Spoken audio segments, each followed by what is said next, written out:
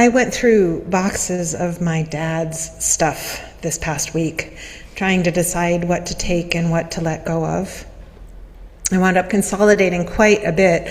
I got rid of a bunch of old picture frames, for example. But I wound up saving almost all of the photos and the documents, in part because they feel like a connection to my own backstory. It made me realize just how tenuous that connection is. I know my parents' names and their stories, and my grandparents' names and stories. My great-grandparents, I think I can get their names right, and I may have the basic outline of their story, but I definitely would not stake my life on it. And if I try to go back further, I only have fragments. I know that my height comes from some Norwegians on my father's side. I know that my comfort food is traditional German cooking because my mother's mother's mother was a first-generation immigrant who taught my grandmother to cook, and my grandmother taught my mother, and my mother taught me. Now, I have relatives who are into genealogy, and I've read their research, but it's funny, the specifics just don't stick. It's strange. Without these nameless, faceless ancestors, I wouldn't exist. They're such a big part of why I am the way I am, not just in terms of the DNA that passed along, but in terms of the culture, the resources, and yes, the trauma too. But their names and faces and stories aren't stored in my active memory. It got me thinking about mortality and what we leave behind, because my situation isn't at all unusual. In fact, I think I have more information about my ancestors than most people do. The vast majority of us are remembered at best as a name on a family tree within 2 generations of our death.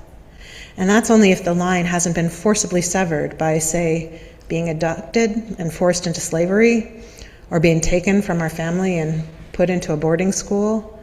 I mean, talk about generational trauma. At the same time, I know that our lives matter. We make a difference. Our actions, words, and relationships are irrevocably woven into the fabric of reality.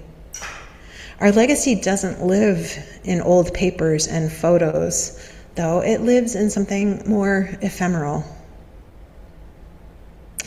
This congregation started in 1945 as the Channing Club, a discussion group founded by Dr. Willis Merriam, who was a geology professor at Washington State University. By 1949, the Channing Club evolved into the Pullman Unitarian Fellowship. At around the same time, John Brocklebank, a University of Idaho Law School professor, started a discussion group here in Moscow. The two groups merged in about 1953 and began to meet jointly in Pullman. They incorporated in 1956. Coralie Borning, who died a little over a year ago, was the last living person who signed the original charter. The founders actually bought a building, St. James Episcopal Church in Pullman, but then attendance dwindled, they couldn't manage the maintenance, and the decision was made to sell the building in 1971. For a while, in the early 70s, the fellowship met in small groups in private homes, and then the Campus Christian Center on the U of I campus. Mid-70s, they shifted to the Koinonia House at WSU. And in 1978, the fellowship voted to call Harold Rosen as a part-time minister. How many of you were here when Harold was the minister? All right. There was a period of growth. Gene Jacobson noticed that this building was for sale and bought it.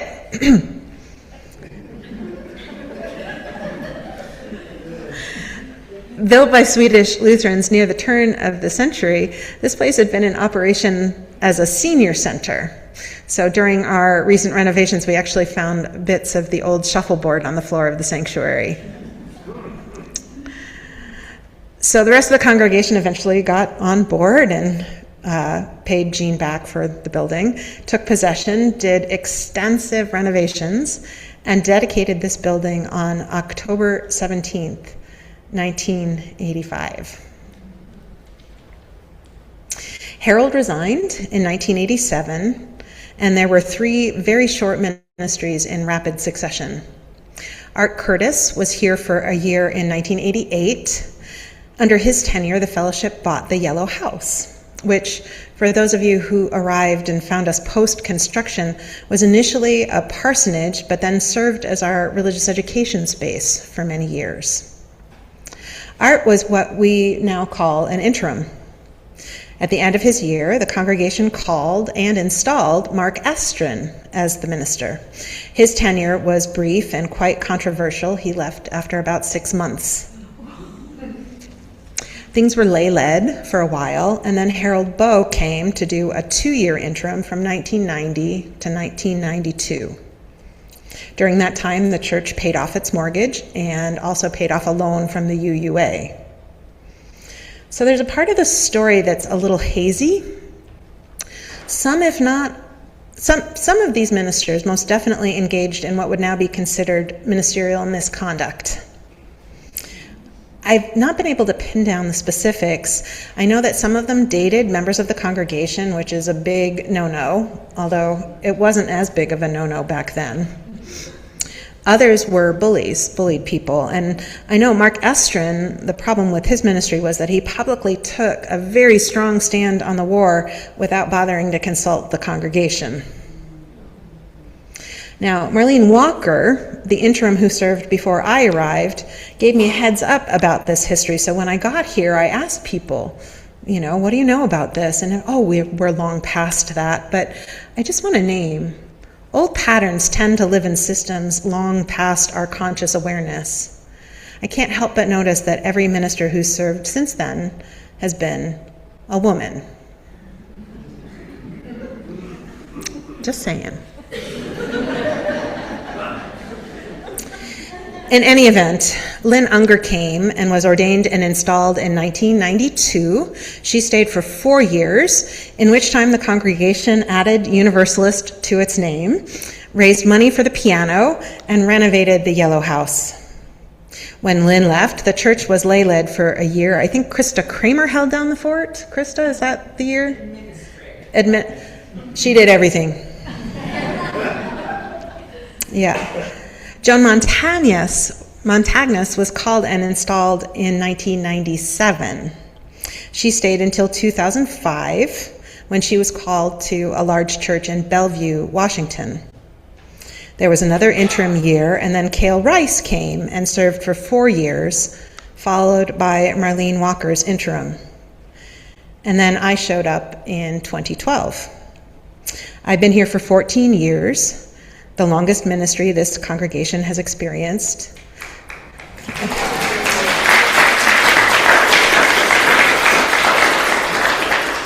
For how many of you am I the only minister you've known here?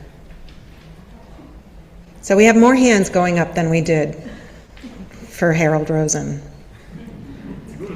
And Harold Rosen was actually the second longest ministry. He was here for 9 years, so he comes in second place.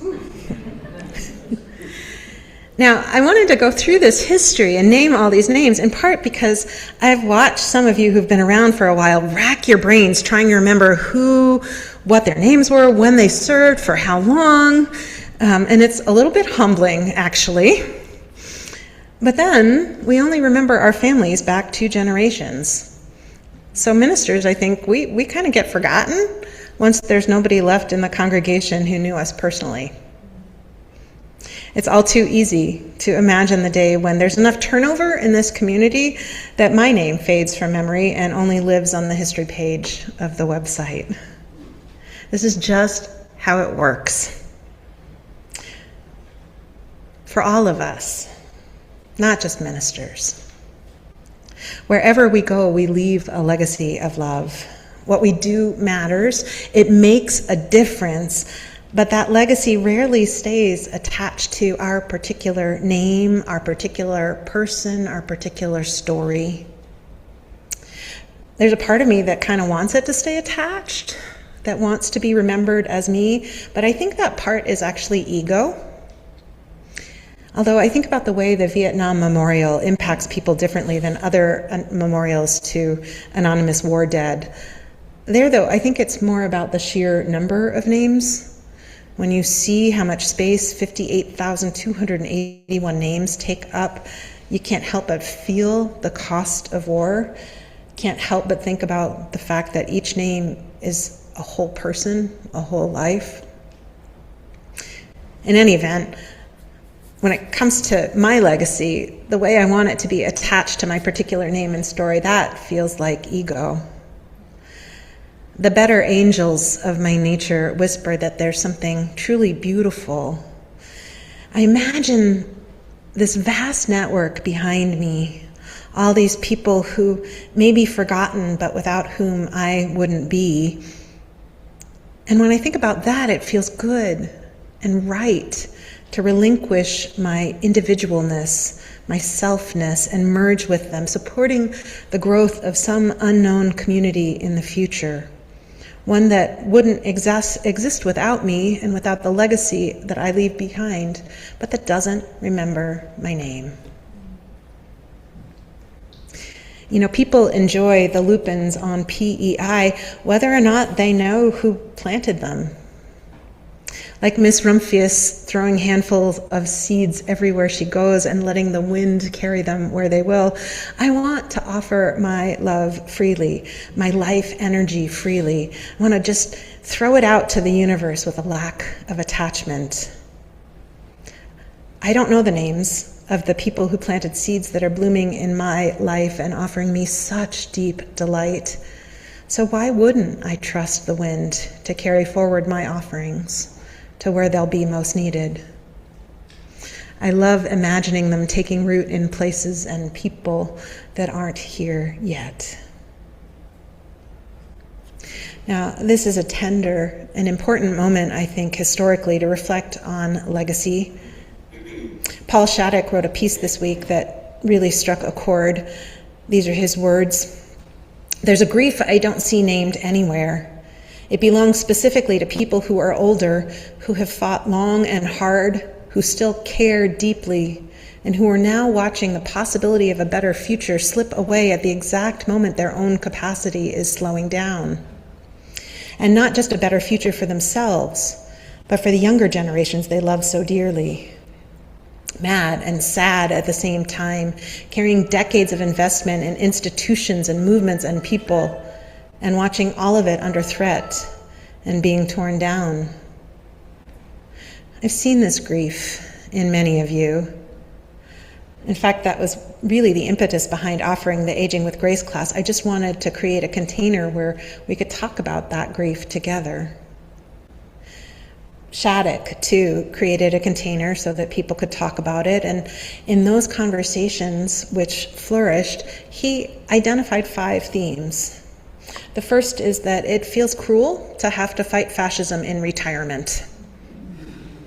It's awful for folks to have to fight battles they thought were already won at a time when they were supposed to be winding down and resting on their laurels. 2, people are terrified for the future, for their children and grandchildren. The chaos and greed we're witnessing today also leaves a legacy, and it is not a pretty one. And none of us have a crystal ball, but it's looking likely that the world will see a lot of suffering resulting from short-sightedness in these times. 3, a lot of folks are afraid they won't live to see the happy ending. Even if I'm right when I say that things are about to turn around, it's going to take a while for the damage to be undone. And people are going to die before we get there. 4, people are experiencing the physical consequences of living with so much stress. Chronic inflammation, heart disease, brain chemistry malfunctions are so common these days. People are also heartbroken as they watch those institutions they've given their life energy to being dissolved or caving to the demands of an unjust administration. Last but not least, people are dealing with an existential grief that comes from a shattered worldview. We thought we knew how the world worked. We thought we had a functioning democracy, but if we did once, we don't now. For me, the hardest part of living in these times is hanging on to my optimistic view of human nature. When such a large portion of society seems to embrace and even glorify cruelty, bullying, and hatred, it makes it harder for me to trust my neighbors. It makes it harder for me to love my neighbors. Here's the thing, though. History is full of chapters like this one. This is not the first time that the moral consensus has backtracked. Not the first time that social progress has not just stalled, but slid. We don't remember those times personally because they're too far back. We've lost our connection to many of them. We've forgotten the names. We've forgotten the stories. But those people too are a part of the legacy of love we've inherited. They're woven into it.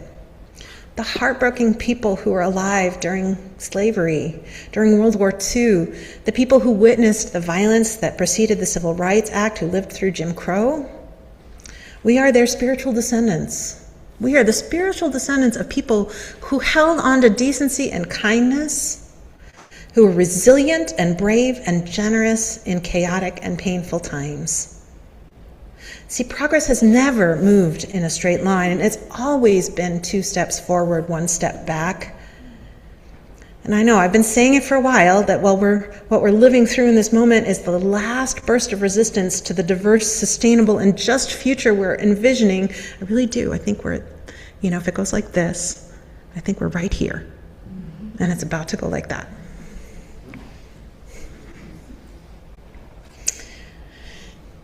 And I may be wrong, but I see signs. The election in Hungary certainly felt like things starting to change directions and go in the right direction again. And there are signs here in the US as well. And in the meantime, we do what our ancestors did. We hope, we pray, we take care of each other, and we keep on moving forward. This is how our ancestors did it, and this is how our descendants will do it the next time there's a 1 step back moment. There's a sense of freedom and reassurance that comes from releasing the specifics of our legacies. We can zoom out, let the focus blur a bit. We can wrap ourselves in the whole fabric rather than clinging to the individual threads. And when we do that, it's so clear that Theodore Parker was right. The universe does bend toward justice. Parker also talked about that which is transient and that which is permanent. He was looking at religion, but I think it's worth holding that distinction when we reflect on our lives and our legacies. We are transient. Our names, our faces, our stories, and specifics, those are going to fade away. But our love and the acts of generosity, kindness, and sacrifice that love calls us into, those things last. Those things are permanent. When we can remember that, we can hold what's transient more lightly. We can give more of ourselves to that which is permanent. We can love more fiercely, trust that love will ripple out through the years, that it'll provide a foundation for generations not yet born, whose dreams will be more than we can even imagine. We build on foundations we did not lay. We warm ourselves by fires we did not light. We sit in the shade of trees we did not plant. We drink from wells we did not dig. And we build foundations for structures we will never see. We light fires to be beacons for those who come after us. We plant trees now that will provide shade for generations to come. We dig wells with hope and faith that someday all people everywhere will have access to the cool, clear water that sustains life. Just remember, the tools we use in all this work are forged out of love. So be it. and so may it be.